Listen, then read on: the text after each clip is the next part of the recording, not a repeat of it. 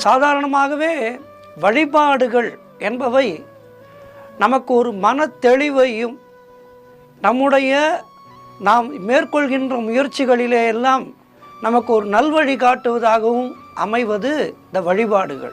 எந்த ஒரு செயலை செய்வதாக இருந்தாலும் அதற்கு முதலிலே விநாயகப் பெருமானை வணங்கி கொண்டு, அதன் பிறகு நம்முடைய குலதெய்வத்தை வணங்கி, அதன் பிறகு நம்முடைய இஷ்ட தெய்வத்தை வணங்கி ஒரு காரியத்தை செய்ய துவங்கும் போது அதிலே பாதி வெற்றி நமக்கு கிடைத்து விடுகின்றது.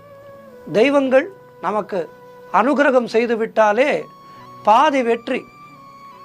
அதன் பிறகு நம்முடைய முயற்சியானது மீதி வெற்றியை தருகின்றது.